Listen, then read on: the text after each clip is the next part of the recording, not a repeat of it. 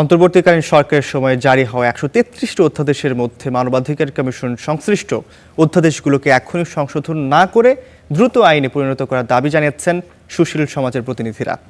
রাজধানীতে আয়োজিত মানবাধিকার কমিশনের নবনিযুক্তদের সাথে মতবিনিময় সভায় এ দাবি জানান তারা। এ সময় মানবাধিকার রক্ষায় কার্যকর ভূমিকা রাখার আশাবাদ ব্যক্ত করেন কমিশন চেয়ারম্যান। নাগরিক ও সুশীল সমাজের প্রতিনিধিদের সাথে মতবিনিময় সভা করেছে জাতীয় মানবাধিকার কমিশন। সোমবার রাজধানীর কাউরান বাজারে অবস্থিত কমিশনের সভাকক্ষে এই মতবিনিময় সভা অনুষ্ঠিত হয়। এ সময় বক্তারা বলেন, শুধু আইন অনুমোদনই নয়, নতুন রাজনৈতিক সরকারকে মানবাধিকার সুরক্ষায় কার্যকর পদক্ষেপ নিতে হবে। ১৩৩টির ভিতরে জাতীয় মানবাধিকার কমিশনের যে অর্ডিন্যান্সটি আছে, এটা যেমন আছে তেমন ভাবে যেন অবশ্যই অনুমোদিত হয় এবং যথেষ্ট সময়কালে।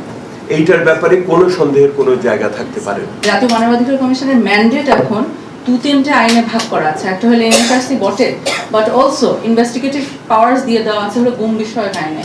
অর্থাৎ যে কোনো একটা স্তম্ভ পাশ হলো, অন্য স্তম্ভ পাশ হলো না, তাহলে আমরা অনেকাংশে একই জায়গায় পৌঁছে যাব।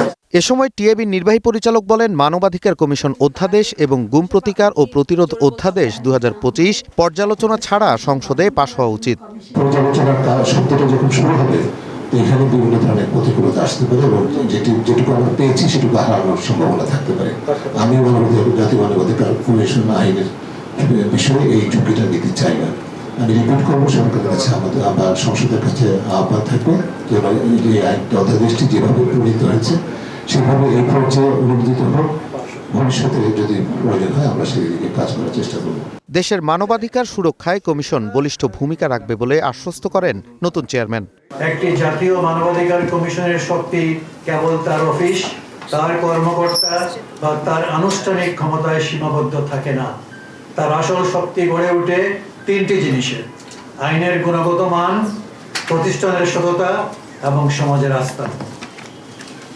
এই তিনটির মধ্যে যদি ভারসাম্য তৈরি করা যায়, তাহলে একটি কমিশন নীরব ভুক্তভোগীর জন্য সবল কণ্ঠ হতে পারে।